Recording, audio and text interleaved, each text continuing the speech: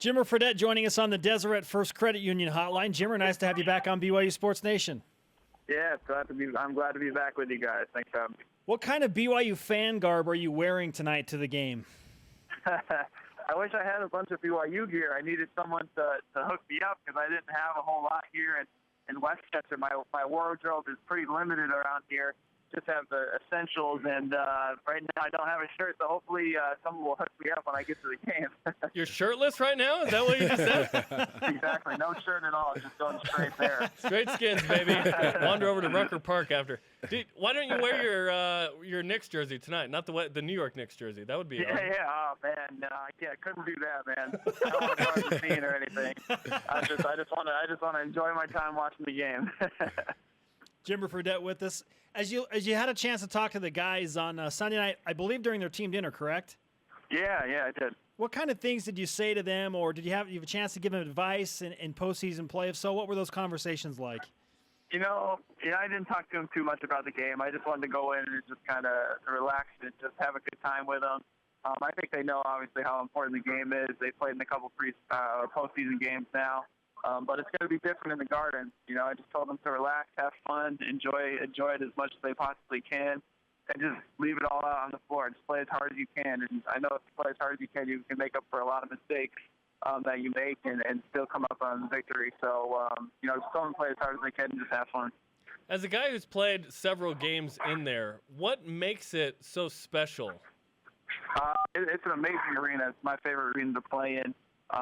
When you come out, the lights are so bright, and it just makes you feel like you're on a stage. It doesn't seem like you're on a basketball court. It seems like you're on a stage and you're performing for the people that are out there watching. The whole arena is dim except for the court, and they're one of the first arenas to ever do that. So it's just got a great vibe. I mean, the energy of just going into the building. There's tons of people outside just walking around, on the street and waiting for the buses and see the teams come in. And then obviously there's tons of people in the stands and they go crazy. They just want to see a good show in New York. So it's an amazing arena. Jimmer, having played in so many big games, how do you mentally prepare for something like this tonight?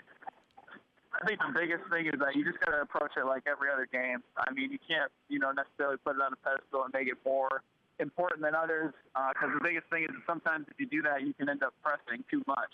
And when you start pressing too much, you try to do things that you're not necessarily comfortable or capable of doing. You just got to continue to play your game, let the game come to you, kind of feel out how it's going to be, especially in the beginning. But like I said, if you play hard, you can cover up a lot of mistakes that you might make just because of the little nerves that you have. But as soon as you start playing, a couple minutes into it, it's just a normal basketball game, and I think that they'll find that out quickly. Jimmer Fredette with us on BYU Sports Nation. Countdown to tip-off from the semifinals of the NIT in Madison Square Garden. Jimmer, this is a story of a top 10 offense nationwide in BYU against a top 10 defense. Where do you think BYU has an advantage tonight against a team like Valparaiso? Yeah, I haven't really watched Valparaiso play all that much, but I've heard that they're a very, very talented team. They really defend, play really well, and obviously BYU offensively, they're very talented. They get up and down. They play just as fast as anybody else in the country. So that's where they're going to have to do it. They're going to have to push the tempo. They're going to have to make sure to play at their pace and not at Valparaiso's pace. Get out in transition, shoot a lot of threes, make it an up-tempo game. And I think if they can do that, obviously it plays into their favor. Jimmer, we'll get Anson's thoughts on this, but how does the dynamic of I want to continue playing this season, season on the line kind of dynamic play into the mentality of a player in a game like this? Yeah, I mean, it's do or die. So you go out there with a mentality that I'm going to do anything I possibly can to win the game. And, for me as a player, whatever you can do, it doesn't necessarily have to be you scoring the basketball. If you can make an impact another way, like rebounding the basketball or defending their best player, shut someone down, diving on loose balls. I mean, everybody has to have that mentality to be successful in the postseason. So it's important that everybody puts, their best foot forward and does whatever it takes as a team to make the game work. Jim, the most important question, where are you sitting tonight? Are you in Spike Lee's seats or what? I wish. I talked to Spike and he wouldn't give up his seats tonight. So unfortunately, I won't be there. But I honestly don't know where they'll have me sitting. I'm just going to pick up my tickets at Will Call and then I'll sit wherever they have me. They have me. So I'm excited to just be in the building just to watch the game. But hopefully there's some pretty good seats. Talking with Jimmer Fredette on BYU Sports Nation. Meanwhile, you still have your own professional career going on with the Westchester Knicks. Game last night. You have a game tomorrow, I believe. How are things going in the NBA D-League for you? Things are going very well. We're making a playoff push, and we just have to win one more game, to make the playoffs, and that's something that the Westchester Knicks haven't done. So it'll be exciting to be able to be a part of that, if we take care of business. But we've had a successful year. Our team's been really, really good all year. We've had a good group of guys. Myself, I've been able to continue to develop and to kind of showcase what I can do again. So it's been a great confidence booster for myself to be able to know that I can go on a night in, night out basis and be consistently good. And, it's been really fun to be a part of that. So hopefully it'll, help in my future and my career, wherever that may be. Jimmer, it's been fun to watch the A-list celebrities that show up in Westchester. I think Floyd Mayweather came to watch one of your teammates, / you. Ben Stiller showed up. Who else has showed up, and what's it like to perform in front of those guys? Yeah, there's been a lot of people that have come to games. Teresa Witherspoon, who was a WNBA legend, she comes to a lot of different games, and obviously, like you said, Ben Stiller and Floyd have been to some games. So there's some people that you wouldn't expect to be in the Westchester County Center watching the D-League game, but they've come to support, and it's been awesome to be able to have that, and I've been able to meet all of them, and they're all really nice people, and I'm appreciative that they come and just support our team.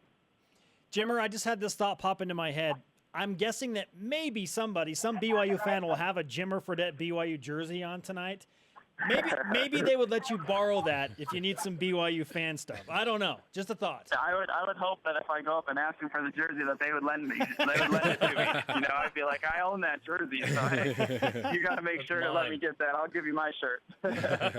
BYU's got some young guns tonight that will be featured. Guys like Nick Emery and Zach Sellius. What have you thought of the play of those freshmen so far this year?